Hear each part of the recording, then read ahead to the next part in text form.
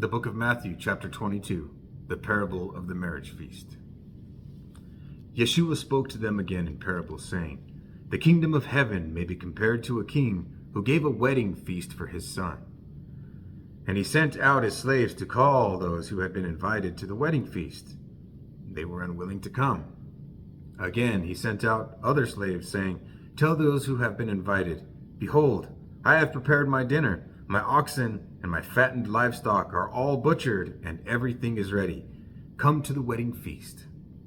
But they paid no attention and went their way, one to his own farm, another to his business. And the rest seized his slaves and mistreated them and killed them. But the king was enraged, and he sent his armies and destroyed those murderers and set their city on fire. Then he said to his slaves, 'The wedding feast is ready, but those who were invited are not worthy. Go therefore to the main highways, and as many as you find there, invite to the wedding feast.' Those slaves went out into the streets and gathered together all they found, both evil and good, and the wedding hall was filled with dinner guests. But when the king came in to look over the dinner guests, he saw a man there who was not dressed in wedding clothes, and he said to him, 'Friend, how did you come in here without wedding clothes?' And the man was speechless.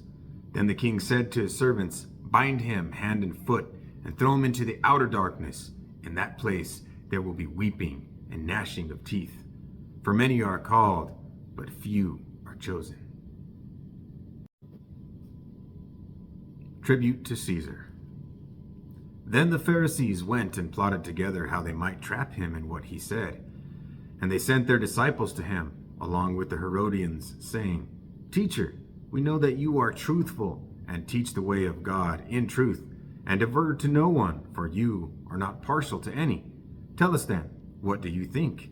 Is it lawful to give poll tax to Caesar or not?" But Yeshua perceived their malice, and he said, "Why are you testing me, you hypocrites? Show me the coin used for the poll tax." And they brought him a denarius. And he said to them, "Whose likeness and inscription is this?" They said to him, "Caesar's." Then he said to them, "Then render to Caesar the things that are Caesar's, and to God the things that are God's." Yeshua answers the Sadducees. On that day, some Sadducees who say that there is no resurrection came to Yeshua and questioned him, asking, "Teacher, Moses said, if a man dies, having no children, his brother as next of kin shall marry his wife and raise up children for his brother. Now there were 7 brothers with us, and the first married and died, and having no children, left his wife to his brother. So also the second and the third, down to the 7th. Last of all, the woman died. In the resurrection, therefore, whose wife of the 7 will she be? For they all had married her."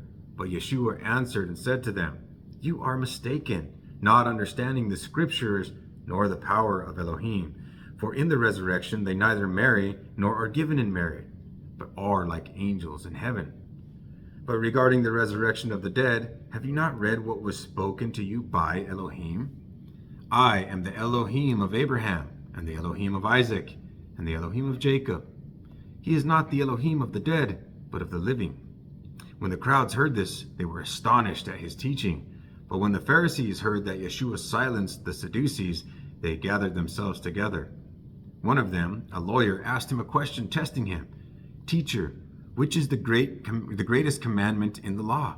And he said to them, "You shall love the Creator, your Elohim, with all your heart, and with all your soul, and with all your mind. This is the great and foremost commandment. The second is like it. You shall love your neighbor as yourself. On these 2 commandments depend the whole law and the prophets." Now while the Pharisees were gathered together, Yeshua asked them a question. "What do you think about the Messiah? Whose son is he?" They said to him, "The son of David." And he said to them, "Then how does David in spirit call him master, saying, 'The master said to my master, sit at my right hand until I put your enemies beneath your feet'? If David then calls him master, how is he his son?" No one was able to answer him a word, nor did anyone dare from that day on to ask him another question.